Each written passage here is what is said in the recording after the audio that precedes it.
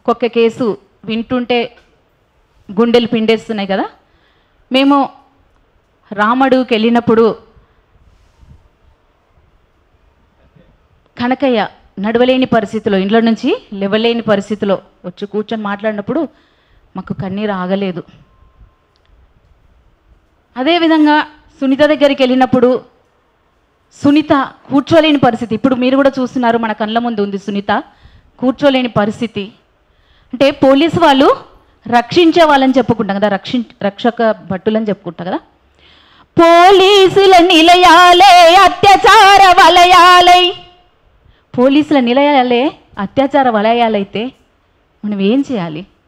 ఇట్లా పోలీసుల నిలయాలే అత్యాచార వలయాలై, కోర్టులోన శిక్ష పడక గూండాలే గెలచనా, అవమానం దిగమింగకు చెల్లెలా, నువ్వు అవినీతికి చితిని పేర్చు చెల్లెలా, నువ్వు అవినీతికి చితిని పేర్చు చెల్లెలా.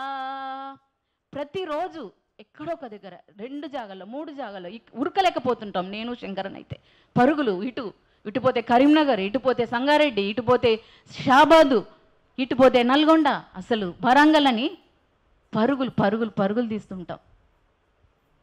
ఏంటి అసలుకి వీళ్ళది? అసలు ఏంటి వీళ్ళకు? ఒక చట్టం ఉంది, రాజ్యాంగం ఉంది. మనము ఒక మహిళల్ని పోలీస్ స్టేషన్ తీసుకెళ్తే కనీసం మహిళా కానిస్టేబుల్ ఉండాలి. అదంతా ఏం లేదు, మగవాళ్ళే ఇష్టం వచ్చినట్టు రౌడీలుగా గుండాలుగా వాళ్ళ మీద దౌర్జన్యాలు. పోవే రావే, ఈమెకి నాకు టాయిలెట్ వస్తుంది సార్, నాకు తట్టుకోలేకపోతున్నాను సార్ అంటే 2 మగవాళ్ళు తీసుకుపోయి బాత్రూమ్కి తీసుకపోతే డోరు పెట్టుకొని ఇవ్వలే. సార్ నేను మగవాళ్ళు కదా సార్, మేము మగవాళ్ళ ముందు నేను పొయ్యలేకపోతానంటే, ఏమే ఎక్కువ మాట్లాడుతున్నావు అని చెప్పి కొట్టారు ఆమెను బూటు కాలుతోని.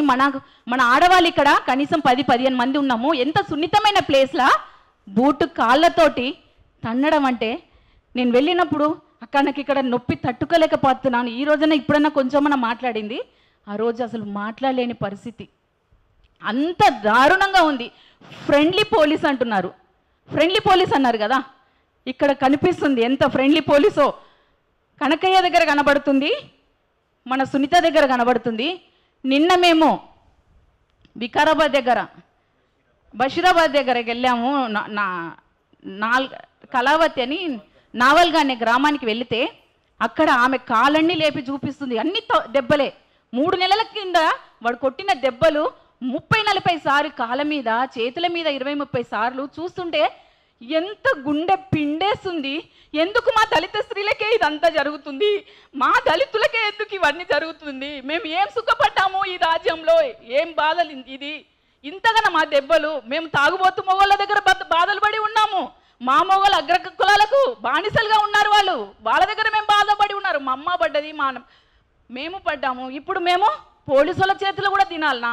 నక్సలైట్లు తిన్నారని చెప్తుంటారు కదా, ఇప్పుడు మేము మా మొగోళ్ళ దగ్గర తిన్నాము, మళ్ళీ పోలీసుల దగ్గర తింటున్నాము. ఇదేంది మా దళిత స్త్రీల పరిస్థితి అని చెప్పేసి మేమంతా నిజంగా అంత దళిత మహిళలమంతా కూడా ఈరోజు ఎక్కువ శాతం కూడా మహిళలు వచ్చి కూడా ఈ పోరాటంలో కలమ్మను నువ్వు ఈ కొడుకు ఎక్కడున్నాడు? కలమ్మ చేసిన నేరం ఏంటి? వాళ్ళ కొడుకు ఒక అమ్మాయిని ప్రేమించి వాళ్ళిద్దరు 3 నెలల కింద వెళ్ళిపోయినరు, ఇల్లు వదిలేసి. వెళ్ళిపోయినందుకు నీ కొడుకుని నువ్వు తీసుకురాకపోతే నిన్ను వదిలిపెట్టి ఎన్కౌంటర్ చేస్తాను నిన్ను నిలబెట్టి అన్నాడంట ఎస్ఐ. ఎన్కౌంటర్ చేసే హక్కు ఎస్ఐకి ఉందా? ఒక దళిత మహిళని ఎన్కౌంటర్ చేసే హక్కు ఉందా? ఆయన రాజ్యాంగంలో ఆయన చూసుకోవాలి, ఆయన చట్టంలో ఆయన చూసుకోవాలి. ఆయన ఒక మహిళని అట్లా మాట్లాడొచ్చా, అవమానపరచొచ్చా అనేది చూసుకోవాలి. మేము ఈ ఏసీపీ గారిని వెళ్ళి మాట్లాడినప్పుడు ఏసీపీ అంటాడు, అట్లా అన్నారో లేరో అమ్మా, మేము విచారణ చేస్తున్నాము అనరని మీరు చెప్పడానికి లేదు సార్. ఒక పిల్ల ఇదే బన్స్లాల్పేటలో భాగ్యశ్రీ అనే అమ్మాయి వాళ్ళ అన్న ప్రేమించి ఒక అమ్మాయిని, అగ్రకుల అమ్మాయిని తీసుకెళ్ళిపోతే ఆ అమ్మాయిని మొత్తం రాత్రికి సాయంత్రం వస్తారు 7 గంటల తర్వాత అమ్మాయిని మొత్తం వాళ్ళ చుట్టాలు ఇల్లంతా తిప్పి ఆ అమ్మాయిని కొడతారు. ఆ అమ్మాయి మీద ఇంకేమేమేం చేశారో. కానీ రేపు మాత్రం 9 గంటలకు మీ అన్న రాకపోతే నేను బట్టలు కూడా తీసి ఊరంతా తిప్పుతామని చెప్పిండ్రు. అమ్మాయి అవమానం భరించలేక ఊరేసుకొని చచ్చిపోయింది. చెయ్యరు అని చెప్పడానికి లేదు, వాళ్ళు చేస్తారు సార్, మీరు వాళ్ళ మీద కేసు ఫైల్ చేయండి అని చెప్పేసి వచ్చినాం మేము. ఆ విధంగా ఇలా రోజు కూడా మన వాళ్ళ మీద అవమానాలు, అత్యాచారాలు జరుగుతున్నాయి. మనమంతా ఏకమై మనం వాళ్ళని ఎదిరించాలి. మన మన మన మన బలమంతా కూడా మనం ఒకరికొకరు కలిసి ఉండడమే మన బలం. కాబట్టి మనం అంతా ఐక్యమత్యంతో పోరాడాలి. ప్రతి ఒక్కరికి కూడా, ప్రతి ఒక్క సంఘటన కూడా దళిత బహుజన ఫ్రంట్ మహిళా విభాగం కూడా మీకు అండగా ఉంటుంది. ధైర్యంగా ఉండాలని చెప్పేసి నాకు ఇచ్చిన అవకాశానికి మీ అందరికీ కూడా జై భీములు తెలియజేస్తున్నా.